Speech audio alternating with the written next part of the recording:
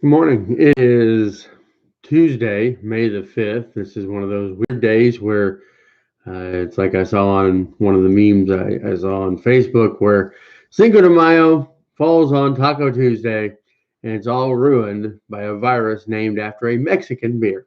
So here we are on Cinco de Mayo.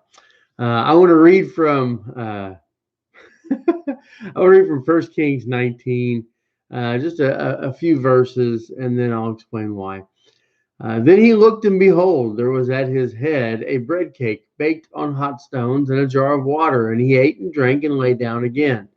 The angel of the Lord came again a second time and touched him and said, Arise, eat, because the journey is too great for you. So he arose and ate and drank, and he went from in that strength of that food 40 days and 40 nights to Horeb, the mountain of God.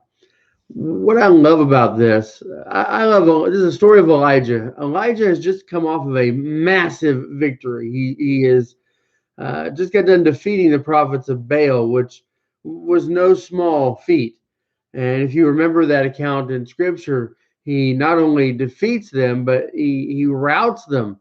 He gives them all sorts of time to get Baal to answer and bring fire down, and then he has water poured on his, and God sends fire down from above and laps up even the fire. It's a really, really, really amazing account. And you would think that after such an account, he'd be on this mountaintop experience where he just can't be touched.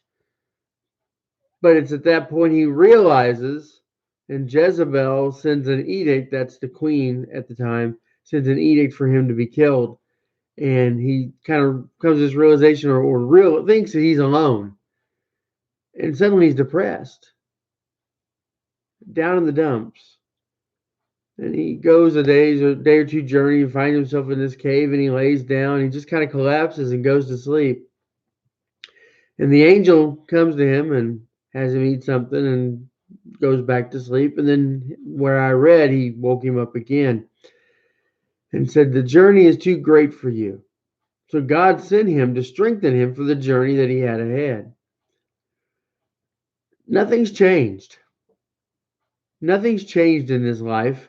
God's the same yesterday and today and forever. And so because of that, when we as Christians find ourselves down, when we find ourselves in difficulty, when we find ourselves in depression, the Lord is still there and ready to help us when the journey seems too great for us.